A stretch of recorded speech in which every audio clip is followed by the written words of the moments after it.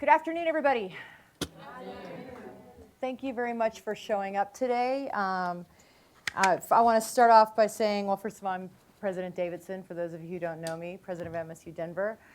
I want to say, first of all, thank you to everybody up here, Larry Sampler and his team in particular, who, as Vice President of Admin and Finance and the Chief Operating Officer, actually got way ahead of this issue about 3, maybe even 4 weeks ago, starting to think about planning for worst case scenario. We're not at the worst case scenario, but we have hit a couple of his milestones, and that's why we wanted to meet today. And we would be, we are where we are because we're in a good place because of where they started and the work that they've done. So I just wanted to say thank you very much. We had a great session this morning with the faculty to talk about some of the things that we're going to talk about here today and to answer all your questions. I also want to say thank you to everybody who sent us questions. And let me start by also saying we don't have all the answers. This is a very dynamic, moving situation. The ball moves literally every day. It was yesterday that the governor declared a state of emergency. It was today that the ball moved even further with other schools making decisions and us making some other decisions as well. So every single day things change. I feel like we're kind of right near where we should be. And so we're also coordinating daily with our Auraria counterparts, University of Colorado Denver, AHEC. I see we have some of our AHEC folks here today, and the Community College of Denver.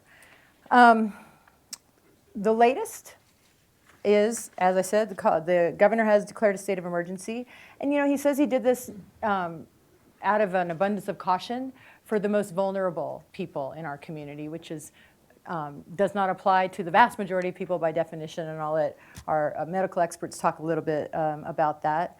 So far, we have not had any cases on this campus. No institutes of higher education have closed. We have limited international travel and study abroad. We actually suspended it. We have not suspended any domestic travel at this point, although there are places where you might want to think twice about going, and we're leaving that to people's own personal judgment at this point. We will also let our medical experts talk a little bit more about personal hygiene and those sorts of things.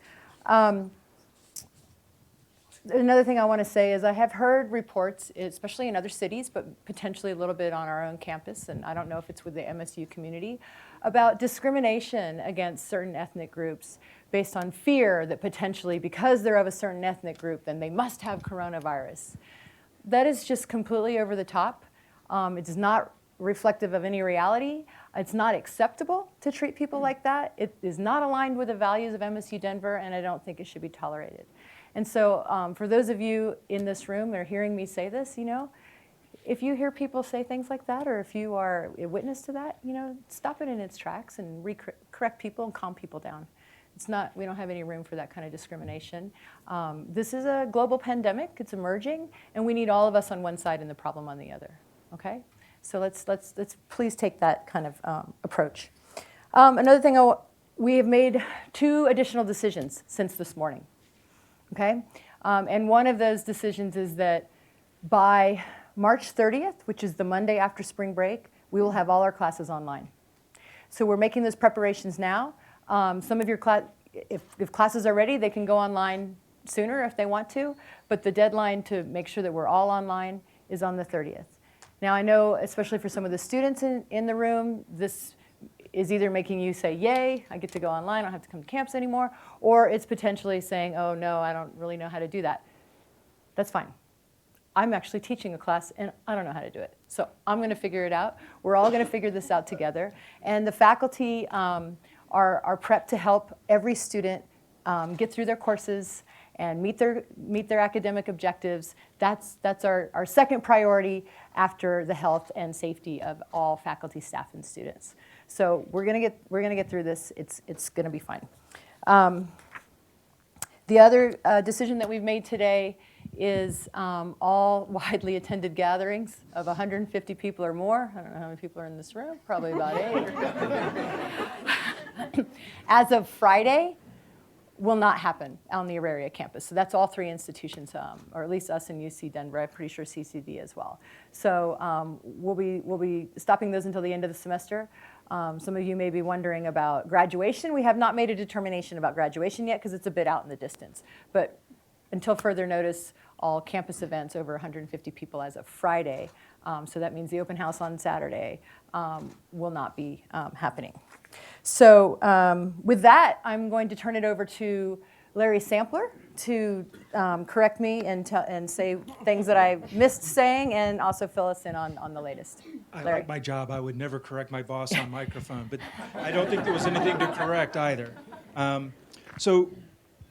My job is to tell you where we are and how we got here and kind of where we're going in terms of the operational response. We did start about a month ago when coronavirus was in China and they were talking about it becoming possibly a pandemic. We had just our first meeting where we talked about trying to anticipate how this might evolve. And there was a lot of stuff even in the early days on the World Health Organization website and the CDC websites about the trajectories this might take. They were very speculative. Nobody knew. But we had, as part of our regular business meetings, conversations about anticipating what might happen. So that was the first stage of our response, is just anticipating how this might come to MSU Denver. The second phase was actually planning and preparing. As we began to anticipate, and as some elements of this became more certain, we thought we can plan and prepare for those elements. Social distancing is one of them. From the very earliest days, the scientists were all saying one element of slowing the spread of this disease is social distancing. So we started working that into our preparations and our plans. And then the third phase was to be how we begin to implement those plans. And we had trigger points to move us from one phase to the next. From anticipation to actually preparation and planning, we decided when we have the first confirmed case of coronavirus in the United States, we'll move from thinking about it to actually beginning to plan and prepare. And clearly, we've blown past that trigger. Moving from planning and preparing to actual execution, we decided when we have the first confirmed case in Colorado, we're going to amp up our level of preparation even more. And then when we have our first case in Denver proper or on campus, that's kind of our highest level of response. Most of you all know, based on the governor's declaration yesterday, we have had cases now in Denver. We still have not had a confirmed case on campus here at MSU. But because we and AHEC in general are a commuter campus, it's really hard to distinguish something that happens in Denver from something that happens on campus. So all that to say where we are today is we are executing plans. And Dr. Davidson pointed out, since the town hall we had this morning at 9 o'clock, we've made 2 more decisions based on the latest information that we've gotten in. And the things that she articulated in terms of travel and in terms of large gatherings, those will be in effect probably through certainly spring break and on into April. Now, what we had talked about doing was we've taken a number of questions on cards. And one administrative note, if you have questions, slip out and grab a card and write it down and get it to, or they've got them here in the room. Raise your hand. And I noticed too that we have press here. I would ask that the press hold your questions until the end, and after our students and faculty and staff have had their chance, we'll take your questions. And we are doing a press avail after this for the press who wish to do that. Yeah, so let me jump into some of the questions that were asked. And I think what I'll do is I'll take a couple and then pass the deck along. And if one of these particularly is relevant to you, pull it out. But the first one is, if the threat is imminent, then why are we waiting to close campus for 2 or more weeks? And we're balancing our ability to fulfill our mission, which is educating every one of you and your peer students, against doing it in a way that's safe for you, for the faculty members that are teaching you, and for your families. Some of the most moving emails that I've gotten, and I've gotten a lot, are I had a student who was 71 years old say, I'm in the target group, the most threatened group, and I'm worried about coming to school. The same day, I got another email from a student who was much younger who said, I'm the caregiver for my father, and my father is immunocompromised, and I'm afraid to come to campus because I don't want to get sick and take it back home to him. So there's an infinite number of reasons that people are nervous. And part of the purpose of the town hall is not to give you a false sense of security, but to give you an honest look at what we've done to prepare, and then let you make the decision on your own about whether you are comfortable coming to class, And then after the 30th of March, obviously, that'll be redundant. The classes will be online. So it's not that we waited or that we've waited too long. Dr. Davidson has asked me literally every morning for the past week and a half, are we where we need to be? And my answer each time has been yes. We are absolutely where I think we need to be in terms of not getting out ahead of this and acting precipitously, but neither have we been lagging behind. And I think the decisions that she's made today with respect to requiring all classes to be online after spring break, I think that's exactly where we need to be. And I think we've waited the right amount of time to decide that these widely attended gatherings over 150 should be stopped. Now, the next level of nuance will be at what point do we stop all social gatherings on campus? We're not there yet, but when the doc here tells me that we've had confirmed cases among the student body and on campus, there'll be some pretty radical and pretty abrupt changes to that policy as well. So if I may ask a question, or I'll take some of those cards. I'm looking at the doc, and could you go ahead and give us a sense of, for regular healthy people, which is the vast majority of people on this campus or in general, what's the best way to operate at this point in terms of hygiene and tips like that? Well, I'm going to go a little rogue on you. Go rogue. Only because I think it's relevant. Sure. I think to think about this, when we think about by the way, good afternoon, I'm Dr. Ruben Zorilla at the Oh, we didn't actually introduce the panel. medical director at Health It's a Center. continuation of the morning, sorry. Yes. And I want to use the flu as a bit of an example. Yeah. Not all of us are not as afraid of the flu, and the reason part of that is with the flu, we have a couple tools at our disposal. That would be in terms of we have a vaccine.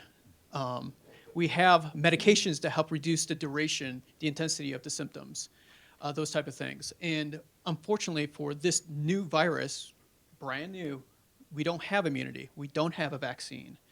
We don't have meds that we know of yet. So the best thing we can do at this point is using those other tools that we have. And that's where you're hearing about washing your hands, soap and water for 20 seconds. If that's not available, hand sanitizer. That seems to be effective at this point. Thank you for the example. Demonstrate.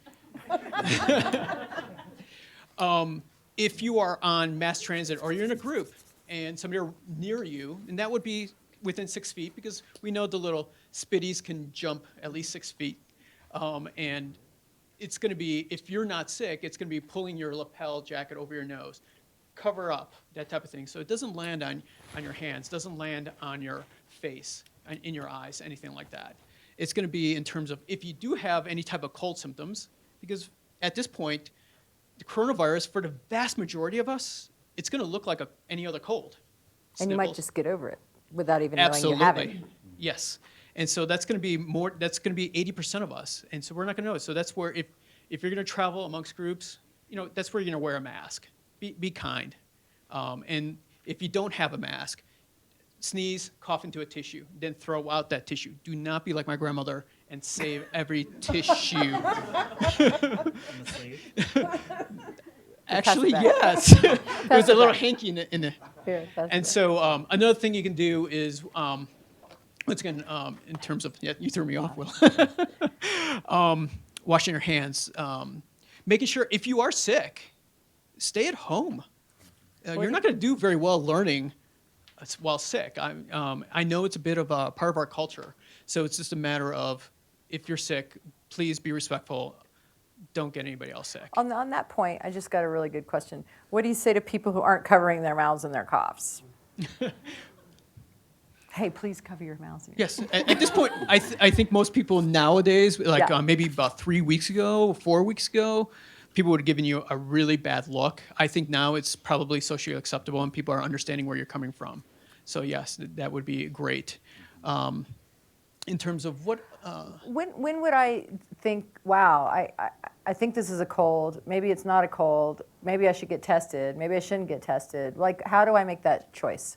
Well, if you have any questions, we're going to stay open. So we are a great resource. You guys can call in. Anybody can call in. In fact, you should call in before Yes. you go in, right? We prefer that people would, yes, call in. And we're opening up in terms of consultations by telephone. It's going to be whether you have symptoms, physical symptoms, or if you have just questions, concerns.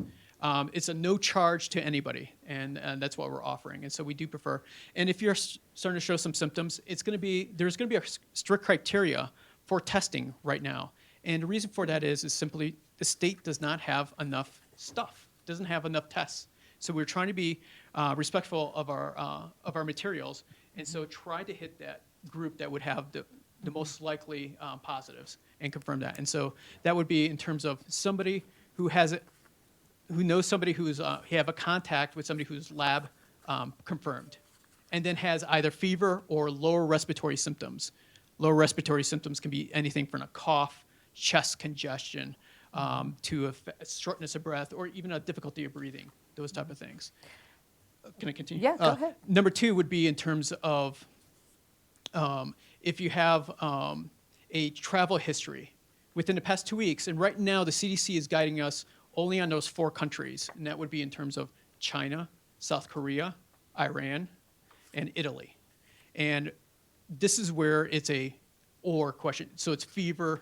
So, and sorry, on this one it's a fever and lower respiratory symptoms.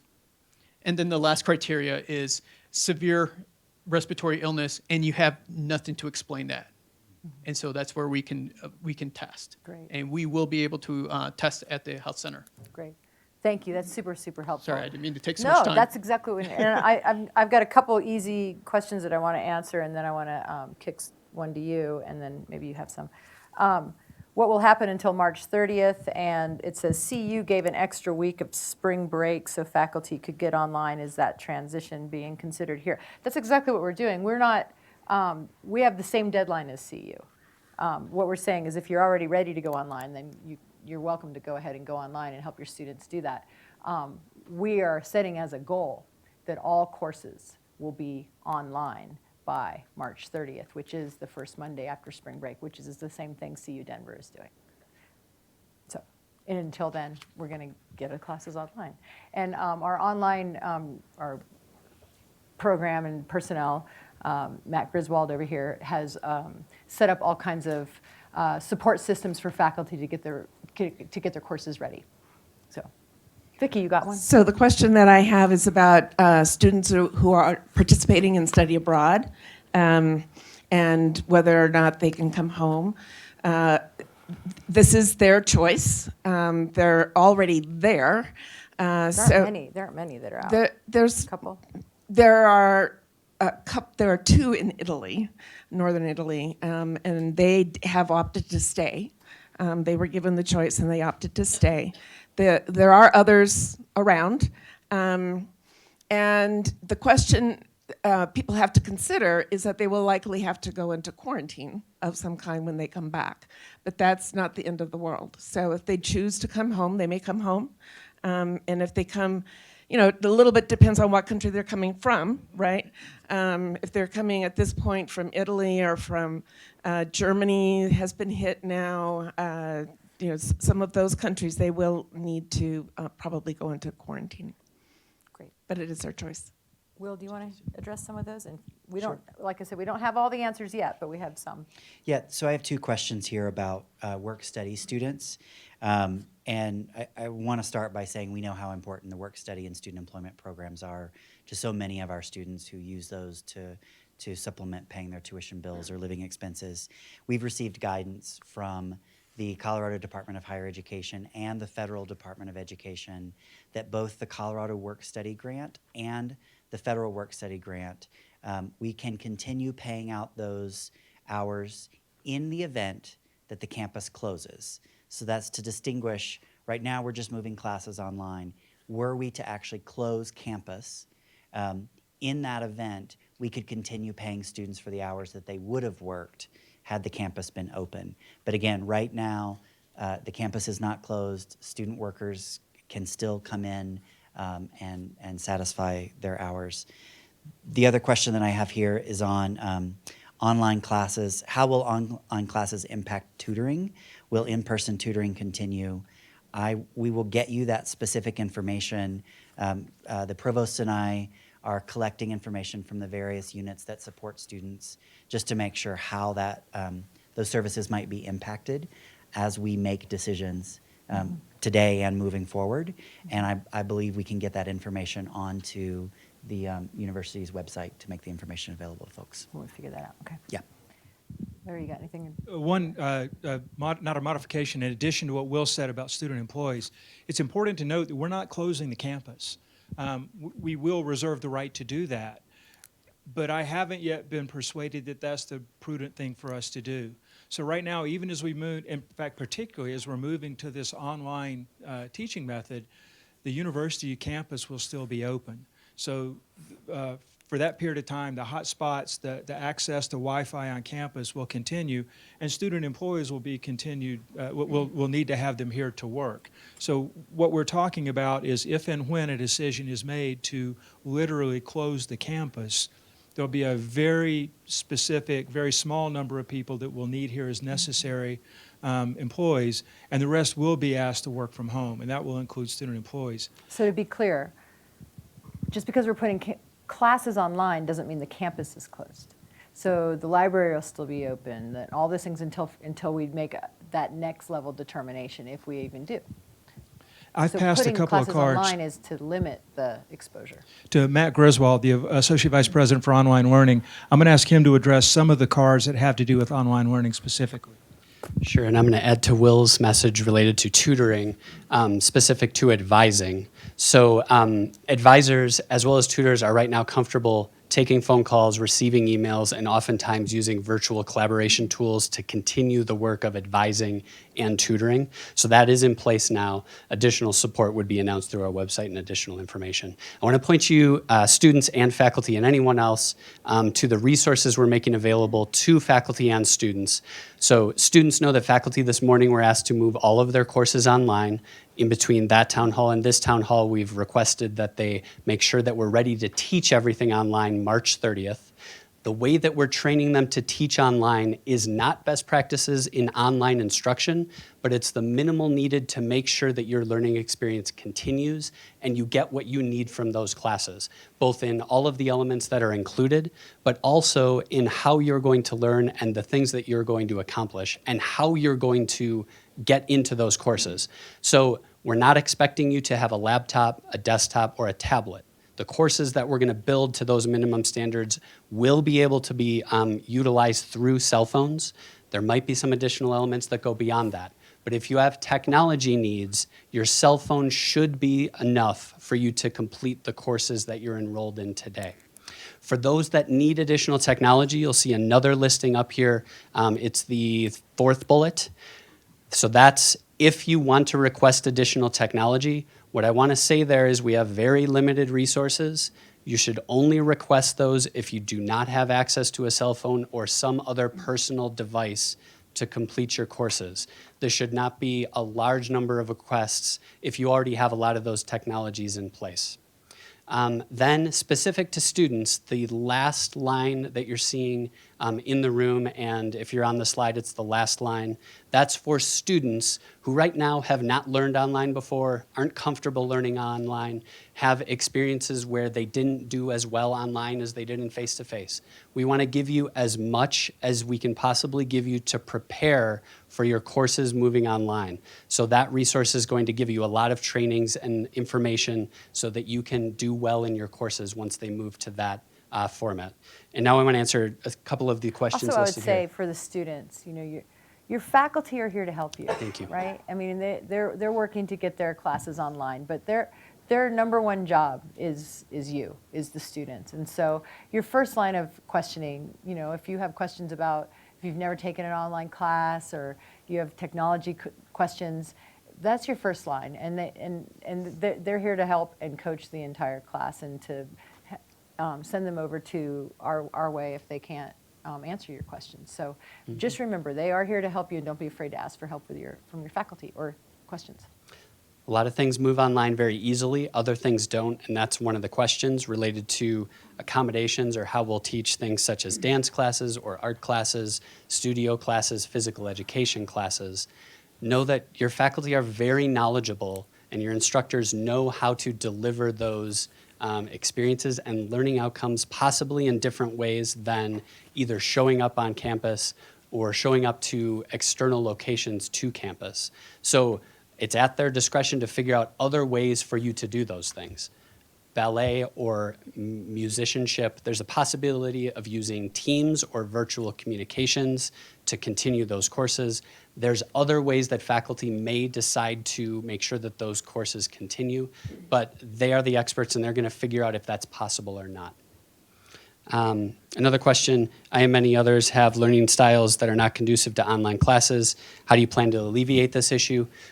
We're all moving at the pace of this disease, and we're doing planning as much as we can. We're asking you to do the same. So those resources should assist you in preparation to learn online. If there's still elements that are difficult for you, talk with your instructor. They're going to work to be as accommodating as possible for you to learn why you enrolled in that class in the first place, which is what's being taught there. So just to sort of reiterate a little bit, a lot of questions on my stack about things you just sort of hit on, which Yeah. is courses that have labs and practicums, and there's a question about fish in the lab, right? And who's going to look after those kinds of things? Really, I mean, so Sure. I think some of those things are still going to be worked out Yeah. on a case-by-case basis. So unless you have anything else to add about. We're giving faculty learning equivalencies that give them ideas of resources of how something that's taught face-to-face could potentially be taught online. Then it's their expertise and background to know if that's actually going to functionally work within their course. So we're also going to give them a resource to send students in every single course a template of information that students should know once they're entering the online version of the face-to-face course, and adjustments to the learning experience that students should prepare for based on that adjustment. So that message will really come from faculty, exactly how the learning experience is going to change. Great. So I do have a question here about the fish research lab, and I would say this extends to any kind of research lab that needs sort of constant monitoring.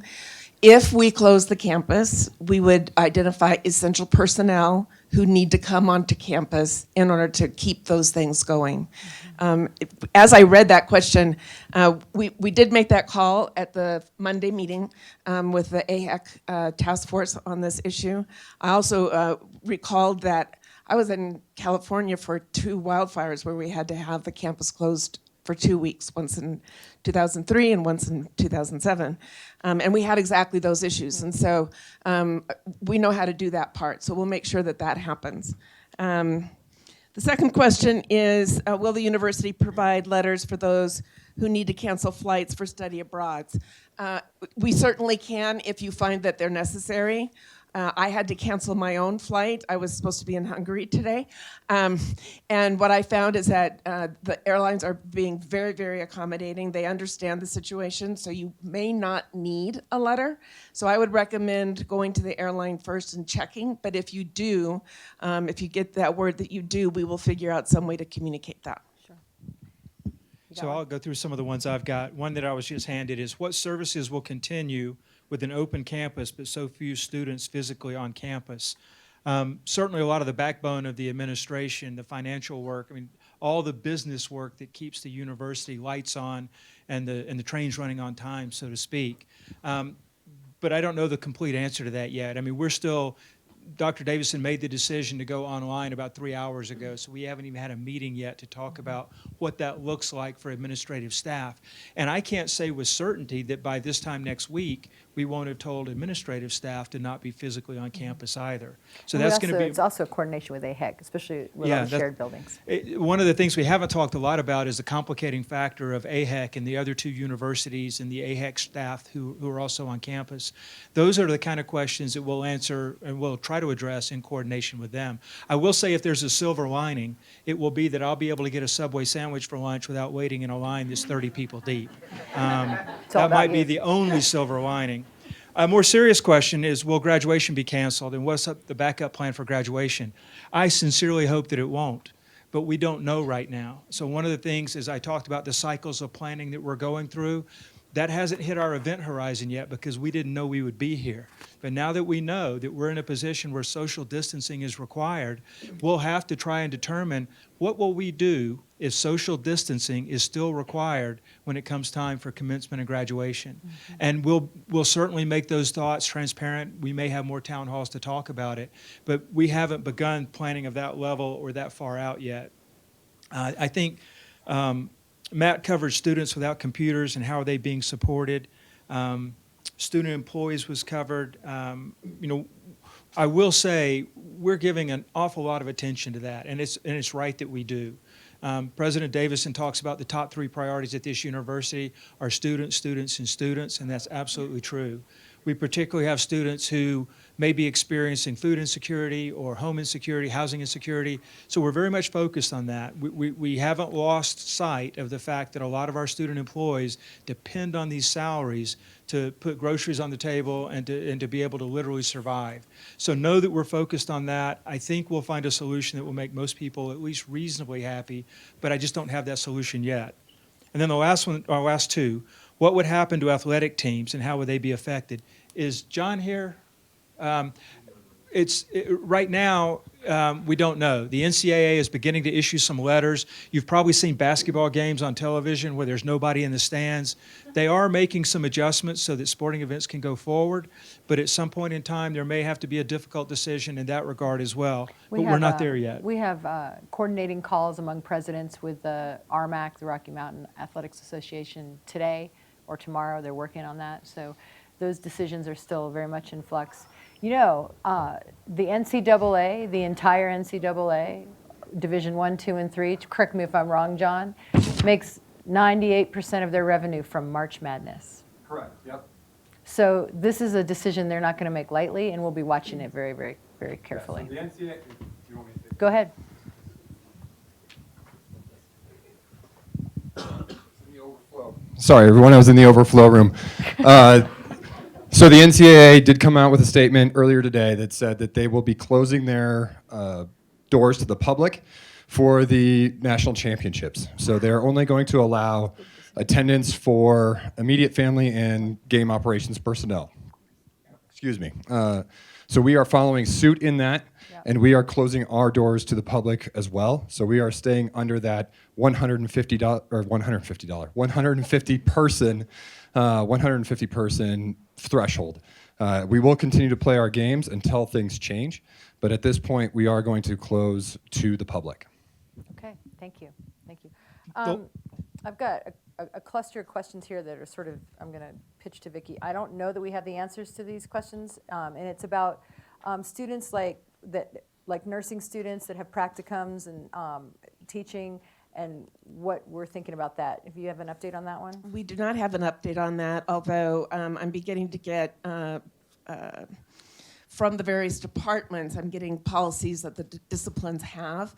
I think some of the things like nursing and social work and the kinds of places in teaching, there are specific requirements for the number of hours that you're supposed to do, and those accrediting agencies, we're going to depend on them to give us guidance about what needs to happen there. For now, as long as the site is free of any kind of disease, well, coronavirus, not any kind of disease, I suppose, you should feel safe in participating. But as soon as we know anything that's different from that, we will certainly let you know. I have more. Do you have any other interesting ones? Okay. This is a touchy question. Students are asking, there's a student who says, in my field of work, I work with kids with severe special needs, and I do not feel comfortable being there. Well, I don't think you should do anything you're not comfortable doing. Anybody disagree with that? Okay. So, okay. This other question says, if you don't have internet at home. Christine, did you have an update or something you wanted to share about that? Sure. Sure.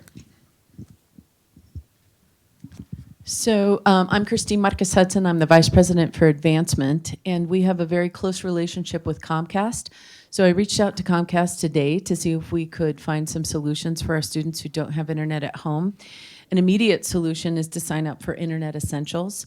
The only challenge with that is that there are requirements that they have for eligibility.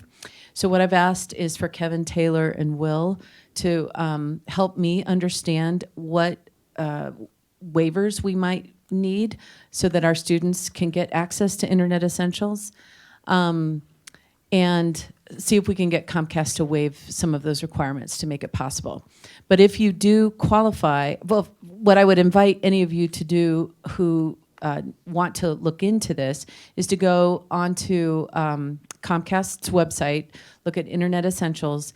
It's about $10, I think it's $9.99 per month, and you can go month to month. So you can just sign up for a month at a time. And there are requirements on there regarding eligibility, so take a look at those. But we're working to see if we can get those waived for our students. Great, thank you. This is the benefit of having a community like Denver, where people really come together for some of these things. So let's hope we can get that going. Go ahead. One addition to that. So if you are using a cell phone, it would be based on your cell service. Just because you have a phone doesn't mean you have cell service some of the time. So some of our students don't have that. But that would not require your Wi-Fi capability. The other thing you can do is use your cell service as a hotspot to create Wi-Fi on your computer, laptop, or a tablet that you would utilize. So your cell service can serve as your functioning connection to this, in addition to our efforts to connect with Comcast and see if there's other ways to go about it. So I've got a couple more. One that came in on my watch. And just to show you how old and technically incompetent I am, I couldn't find it after it popped up on my watch, so I had to go back to my phone. The question is a good one. The VA requires at least one class be face-to-face. Will this change to online jeopardize the benefits? And the reason I like that question is it lets me say this. We're not the only school going through these challenges. Every school in the country has veterans who are taking veterans benefits, and so every school in the country, I'm certain their administrators are being asked these questions. So I expect that we will be able to tell you at some point that the VA has issued a waiver or has somehow dealt with this particular difficulty, because the last thing they want to do is be an impediment to us being able to safely educate veterans. A student wrote, I have a proposal for domestic student travel funding on Friday. How will the shutdown affect student travel in general? That goes back to the previous question. If we haven't explicitly told you that your travel is canceled, international travel on behalf of the university is suspended. So if you've got domestic travel, talk to your faculty advisor if you're doing it on behalf of the school. And this is going to increase the importance and the need for really open lines of communication in ways that the university hasn't really had to push in the past.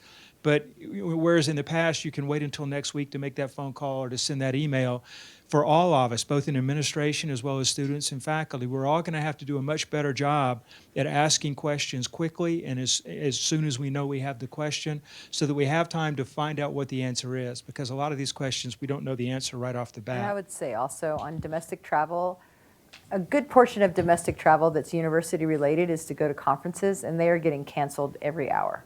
You just got one canceled. So make sure you're checking to see what people are doing, and it could just make the decision for you. I'll do one more in the line of communication. It says, is this a hiatus, and will students resume classes? God, I hope so. This is not easy on any of us. I know it's not easy on students. It's throwing everyone into turmoil during the spring and right at spring break. But one of the questions that raises for me in terms of our anticipation cycle is, how will we restart operations at whatever point in time is deemed that that's safe and appropriate to do? So we'll be pushing out communications to you and giving you resources like the websites that you see on the screens to make sure that you know well in advance how we're going to restart classes and, if necessary, how we're going to reopen the campus. And that's kind of the way that we'll move forward on that. I've got one that says, will any accommodations be made to students if they are quarantined? Well, you can work online if you're quarantined. Which is another reason why we're going online this week and next. If this is something that has to happen sooner rather than later, I would say you talk to your professors about how you can catch up. It's really a class-by-class basis. Did you want to add to that? The center. Oh, and so don't forget that the resources that exist today will exist tomorrow in terms of reaching out to the Student Care Center. If any student has a question, sort of figuring out a gnarly issue that you're not sure what the answer is and you can't find someone else to answer it. Also, for this particular question, if a student is dealing with any sort of long-term or short-term illness and they need accommodations, they should seek the Access Center for support in navigating those questions. Great. So I have a couple of questions here too. One is whether or not professors can meet with students off campus. Well, yeah, the short answer is yes. Again, remembering that the campus isn't closed yet, they can meet with students on campus. Office hours as normal. Office hours is normal, et cetera and so forth. If the campus is closed, then it would be, again, a case-by-case basis, an individual decision, keeping in mind that maybe a faculty member won't be meeting with you because he or she or a family member or he's come in contact with has become ill. So it's such a dynamic situation that we're just going to have to monitor it. But there's no. Phone and email. Phone And there's phone, there's phone and email and all kinds of social media, but I don't do Twitter, so you're not going to contact me. Well, you can try, but I'm not there. The other question is whether or not assignments for, in quotes, lost lab work for engineering type classes will be decided by the teachers. I think what that's referring to, the way I'm going to interpret that, is that we're talking about lab work that's lost because of having to go online or if the campus is closed. We are doing our very best to work with faculty, chairs, deans, associate deans, et cetera, to help faculty be as flexible as possible. Obviously, if you need to do some homework on a 3D printer and you can't come to campus, you're not going to be able to do that task. So maybe it's a situation where you get an incomplete and it's made up during Maymester or the summer. It depends a whole lot on the assignment. We do know that there are many apps out there that can accommodate some really amazing kind of lab work that some people are using, some people have not yet used, and so we'll be working with faculty to help students get those apps if they're applicable. Applicable apps, how about that? There you go.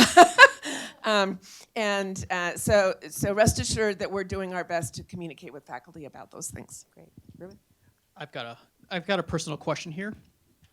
How would you suggest I keep my father with high blood pressure safe? Number one, in terms of your father, he should be taking his medication. Now, there are some pharmacy rules are being loosened up in terms of they're allowing for 3 months of medications and such like that. So this is the time to start preparing for that, just in case reason. Like a mini stockpile for your Yes. if you have critical Kind meds. of, I use the word squirrel away. I know that's not real Okay. an English term, but Okay. most people know what squirreling away means. And then the other, in terms of high blood pressure stuff, in terms of your father should be eating, low salt diet, drinking plenty of water, avoiding sodas, avoiding alcoholic beers. And the next part of it is stop coming to campus. Well, that's what this is all about in terms of social distancing ourselves, so that we don't bring it home.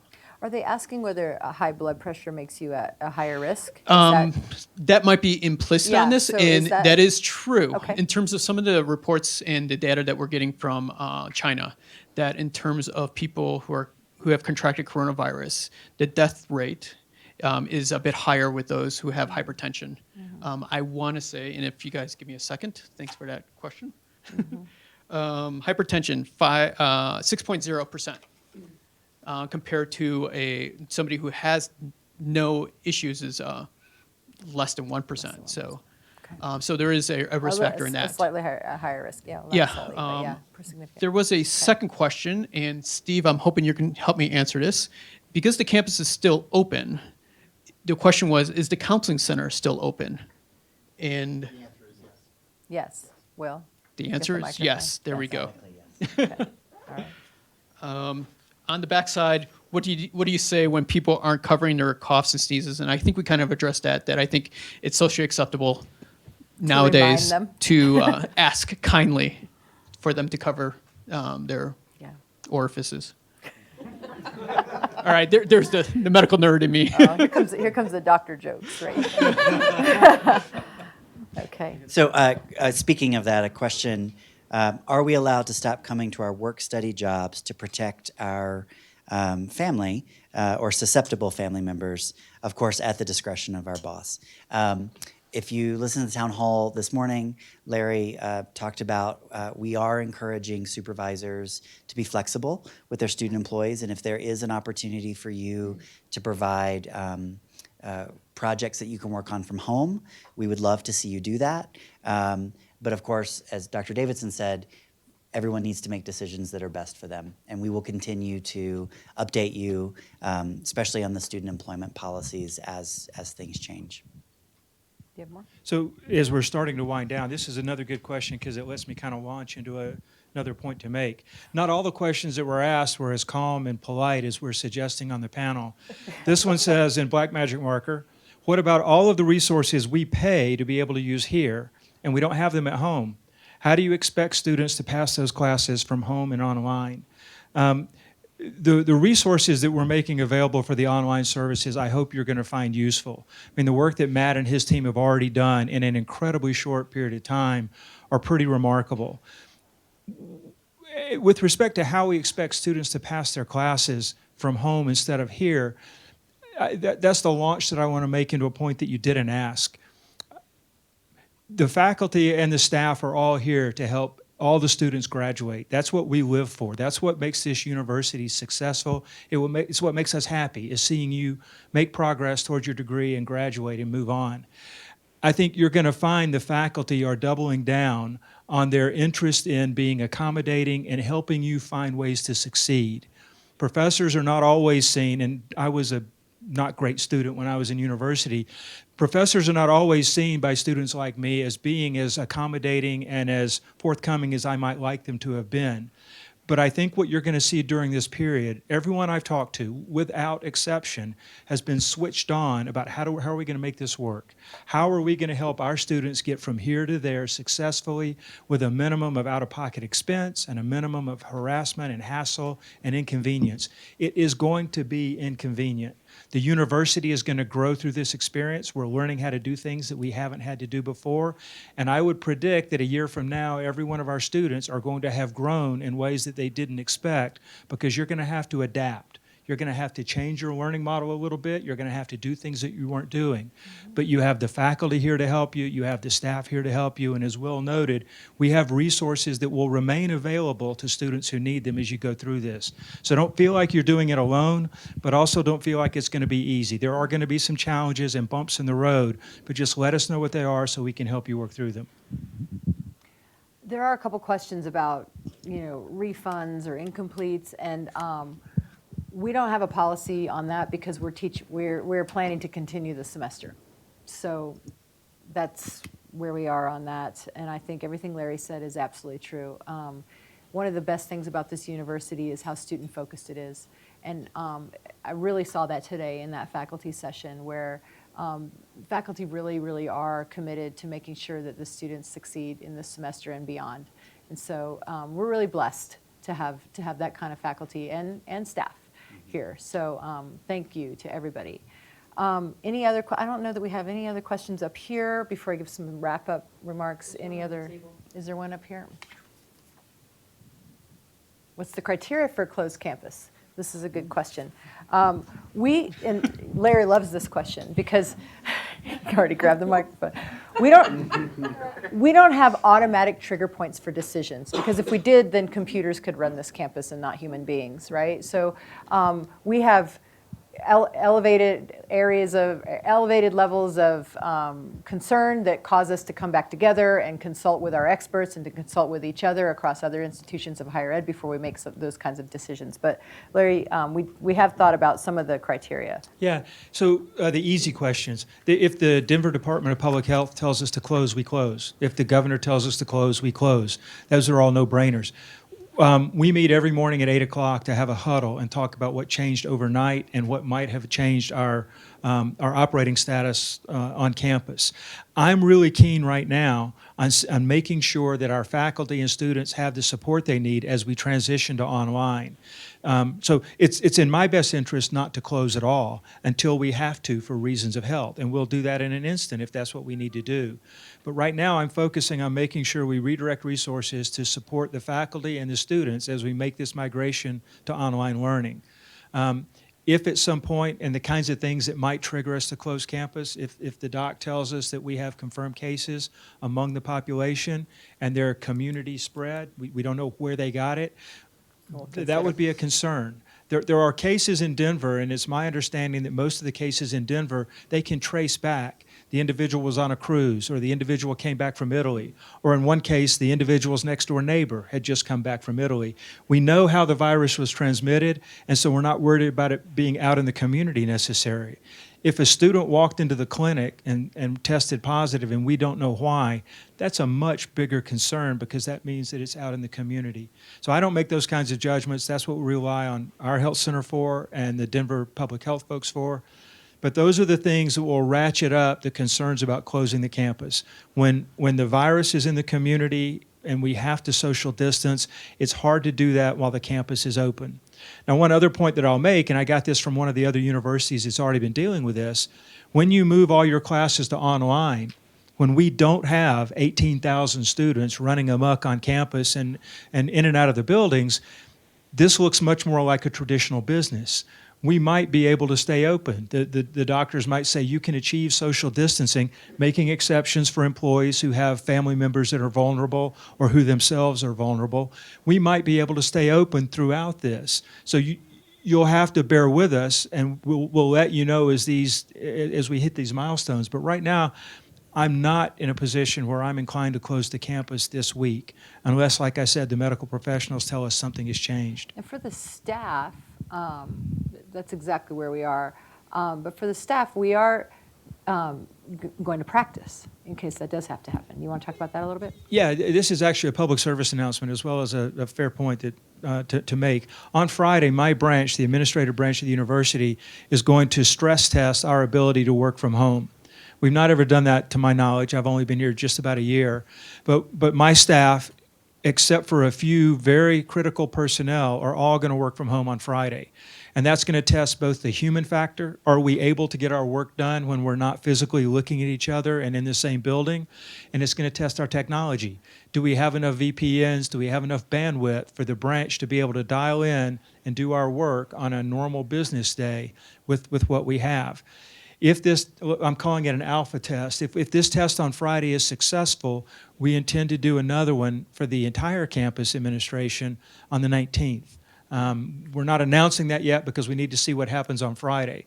But if it does work on Friday, the 19th of March is apparently a teacher work day for most of the public elementary schools, and a lot of folks are going to be staying home and working from home that day anyway. So it struck us as an ideal opportunity to even further stress test our ability to do the remote work. Yeah. All right, well, we're pretty much out of time. Any last, now we have hands up, go ahead. Hang on. I have a couple of quick questions when it comes to student staff and how they're going to be working after worst case scenario, just in case the school does close down. With FERPA regulations, how would we be able to work from home? Would we be able to work from home without violating FERPA?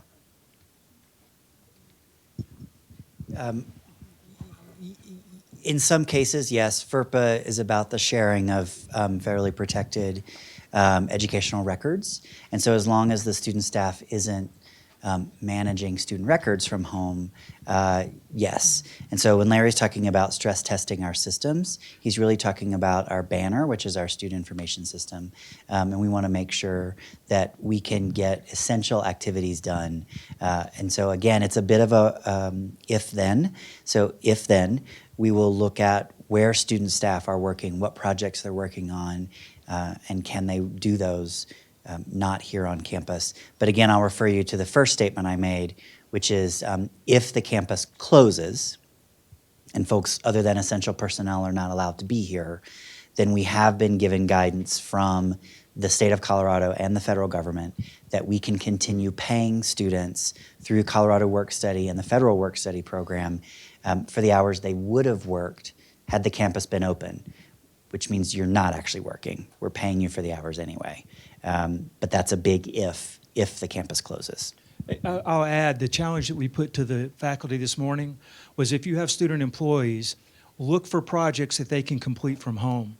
If most of the branches and offices are like mine, we have a whole stack of research questions that we would love to put an eager young mind onto to try and resolve. This will be an opportunity to do that. When they're here at work, we've got them busy doing other things. If we send people home and they have to work from home, I would hope that the faculty and the chairs and the deans will have identified some work projects that those students can do from home so that they can be productive, even working from there. One more. So the classes that are normally on. Hi. So the classes that are normally on campus that are going to be moved to online, will that still be in the same time slot? I'm asking because our department has a lot of student employees, and I imagine a lot of them aren't going to opt out of working, but some will want to stay on and pick up more hours. So can we adjust the schedule so that they can get 40 hours a week, one, and two, do we need to now still work around their old time class schedule? Sure. So the way that those face-to-face courses will be delivered online, they will have asynchronous components that they can learn at any point regardless of the time of day, and they'll have the ability to use Microsoft Teams, which will be embedded into the learning experience, and any synchronous or real-time expectations will be able to accomplish at that same exact time that the course is being taught. So this should not expand beyond that expectation of that time slot if there's real-time requirements. And then the asynchronous components, going to Blackboard for content elements, going through discussion, getting feedback from faculty, that can happen 24 hours a day. Great. Hi. Under what circumstances would you move classes back to campus? Under what so that gets to the question we had before. When this crisis is deemed over by the health professionals, basically. So, which hopefully won't be very far in the future. When we're registering for classes for next semester, will the next semester classes be online or will they be back on campus? We have not made that determination yet. We have not made that determination yet, but that's important.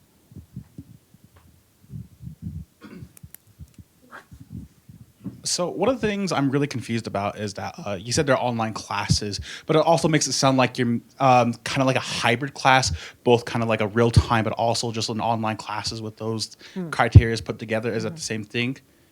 No, I'll let Matt get that, but it depends on the class. Yeah, totally depends on the instructor and how they prefer to offer it and how they're going to migrate their course from face-to-face to online. So maybe a stronger way to think of these courses is they're face-to-face courses being offered for remote delivery. So these aren't fully online courses, but these are courses where you're going to be able to complete them and gain all of the knowledge between you, student to student, faculty member to student interaction, and so that you're ready to go. Now, in terms of if there's going to be time-based, real-time expectations in those courses, that's at the faculty member's discretion. And if there's other elements that can be accomplished throughout the entirety of the day and night, that's also at their discretion. But think of these as alternative ways to complete courses and gain all of the knowledge and do all of the things that you would have been doing face-to-face. Okay, well, we are running out of time, and I will take 2 more questions, and then we'll answer them at the same time. Oh, you have another question? I actually have 2 more questions. Really? Sorry. Okay.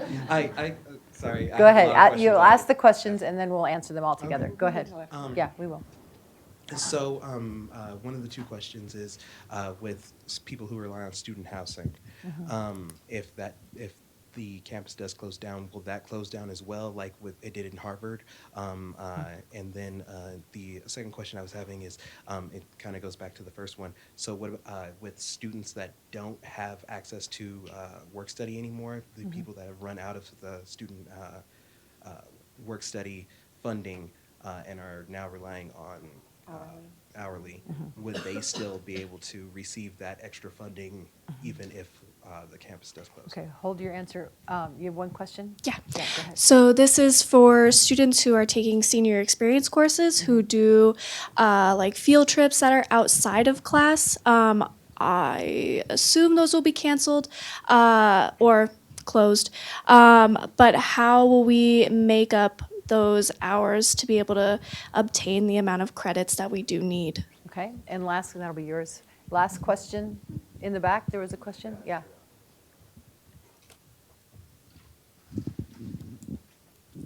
If you were taking an online class during the summer, or if you're taking classes during the summer, how would we know whether they'll be online or not? Because hypothetically speaking, online summer classes are just right around the corner. Right.